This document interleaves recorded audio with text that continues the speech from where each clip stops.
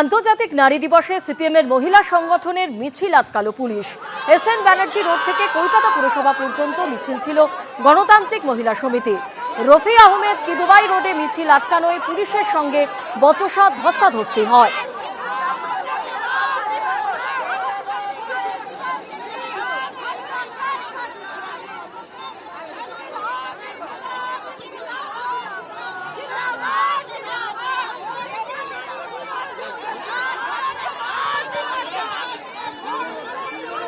একদিকে গ্যাসের মূল্যবৃদ্ধির প্রতিবাদে তৃণমূল, অন্যদিকে পাল্টা আক্রমণে বিজেপি নেতা অমিত মালব্য। তিনি বলছেন যে সরকারের ব্যর্থতা থেকে নজর ঘোরাতেই ধর্নায় বসেছেন মুখ্যমন্ত্রী।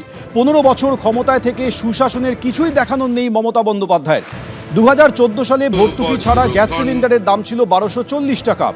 2026-এ ভর্তুকি ছাড়া গ্যাস সিলিন্ডারের দাম ছিল 913 টাকা। 12 বছরে 26% কমেছে রান্নার গ্যাসের দাম।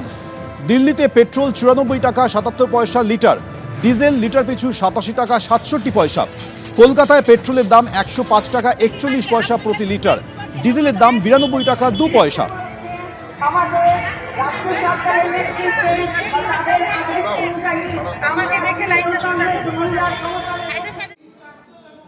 রাজ্যে কমিশনের ফুল বেঞ্চ সিএসি আসার আগে হুঙ্কার মুখ্যমন্ত্রী মমতা বন্দ্যোপাধ্যায়। ধর্ণা মঞ্চ থেকে আজ মুখ্যমন্ত্রী বলেন, প্রধানমন্ত্রীকে পদত্যাগ করতে বলুন ভ্যানিশ কুমার।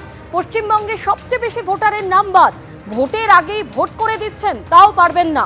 বিজেপি ও নির্বাচন কমিশনকে চ্যালেঞ্জ মমতা বন্দ্যোপাধ্যায়। পাশাপাশি তিনি আরো বলেন, বিহারে তো লজিক্যাল ডিসক্রিপেন্সি হয়নি, পশ্চিমবঙ্গে পরিকল্পিত খেলা।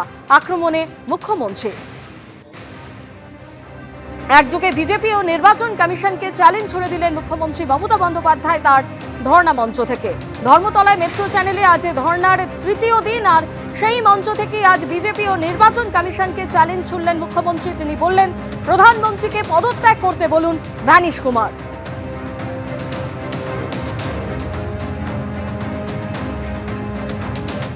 নমস্কার, আমি কোয়েল। আর এই মুহূর্তে আমি রয়েছি দুবাইতে। আমি গাড়িতে রয়েছি, ট্রাভেল করছি। আমার সঙ্গে আমার হাজব্যান্ড রয়েছে। খুব প্রয়োজন না হলে এই মুহূর্তে আমরা বাড়ি থেকে বেরোচ্ছি না, কিন্তু কিছু গুরুত্বপূর্ণ কাজের জন্য এখন আমাদেরকে বাড়ি থেকে বেরোতে হয়েছে। এবং এখন এই মুহূর্তে দুবাইয়ের রাস্তার যে ছবিটা রয়েছে সেটাই আমি সবার কাছে তুলে ধরতে চাইছি। রাস্তা এই মুহূর্তে যেটা দেখা যাচ্ছে কিন্তু প্রায় পুরোটাই ফাঁকা। দুবাইয়ের রাস্তা এত ফাঁকা ইউজুয়ালি এই সময় থাকে না, কিন্তু পরিস্থিতির জন্যই হোক আর ভীতির জন্যই হোক, যে কারণেই হোক না কেন, যেটা মনে হচ্ছে যে লোকজন কিন্তু এখন ঘর থেকে খুব প্রয়োজনীয় কাজ ছাড়া বেরোচ্ছে না এবং ঘরেই অনেকে থাকার চেষ্টা করছে। সুপার মার্কেটে মূল্যবৃদ্ধি হয়েছে, তবে এখনো পর্যন্ত যে বড় সুপার মার্কেট চেনগুলো এখানে রয়েছে তারা কিন্তু খাবারের দাম এবং সাপ্লাই দুটোই স্বাভাবিক রাখার চেষ্টা করছে। আমরা কিছুটা ভয় তো রয়েছি, এখনও ফিরবো কিনা দেশে সেই ব্যাপারে কোনো সিদ্ধান্তে আসতে পারিনি। এবং আস্তে আস্তে যেটা দেখা যাচ্ছে যে এয়ারপোর্ট খুলছে, ফ্লাইটস অ্যাভেলেবল হচ্ছে। হয়তো যদি পরিস্থিতি সেরকম দিকে যায় তাহলে আমাদেরকে ফেরার কথা চিন্তা ভাবনা করতে হবে। তবে এই মুহূর্তে সরকারের তরফ থেকে যা যা সতর্কবার্তা দেওয়া হচ্ছে আমরা সেটাই অক্ষরে অক্ষরে পালন করার চেষ্টা করছি। আমি দাঁড়িয়ে রয়েছি দুবাই ফেস্টিভ্যাল সিটি মলে, দুবাইয়ের একটি অন্যতম জনপ্রিয় মল। এবং এই সময় অর্থাৎ উইকেন্ডে যেখানে ফেস্টিভ্যাল সিটি মল কানায় কানায় ভর্তি থাকে, কিন্তু এখন প্রায় বলা যেতে পারে জনশূন্য। কিছু মানুষ আছেন, কিছু মানুষজন আছেন, কিন্তু যে রকম ভিড় উইকেন্ডে দুবাইয়ের মলগুলিতে চোখে পড়ে, এটি একটি বিরলতম দৃশ্য বলা যেতে পারে। কারণ এই ঘটনার দরুন প্রচুর মানুষজন কিন্তু এখন মল বা অন্যান্য যে এন্টারটেনমেন্টের জায়গা সেগুলো এড়িয়ে চলছেন। মলের ভেতরে ছবিটা যেরকম আপনাদের দেখালাম, এবার মলের বাইরের ছবিটাও দেখাই।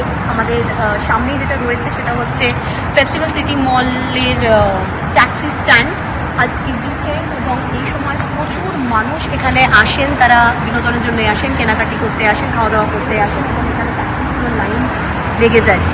এখন যেটা দেখা যাচ্ছে যে সব ট্যাক্সি কিন্তু অলমোস্ট ফাঁকা দাঁড়িয়ে রয়েছে, অর্থাৎ প্যাসেঞ্জার সেরকম নেই বললেই চলে। আমি দাঁড়িয়ে রয়েছি বের সামনে, অর্থাৎ এই জায়গাটিকে বলা হয় বের। এবং যেহেতু এখন রমজান চলছে, প্রত্যেক দিন এখানে অন্যান্যবার যেটা হয় ড্রোন শো হয় এবং ফায়ার ওয়ার্ক হয়, এলাকাতেই হয়, এই এরিয়াতেই হয়। কিন্তু এখন যে বর্তমান পরিস্থিতি সেটার কথা মাথায় রেখে দুবাই গভর্নমেন্ট অনেক কিছুই আপাতত স্থগিত রেখেছে, অর্থাৎ বন্ধ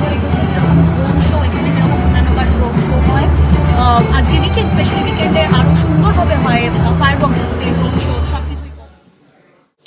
নদিয়ার পলাশীপাড়ায় বিজেপির পরিবর্তন যাত্রা ঘিরে ধুন্ধুমার পরিস্থিতি। গাড়ি আটকাতে পুলিশের সঙ্গে বচসা ধস্তাধস্তি।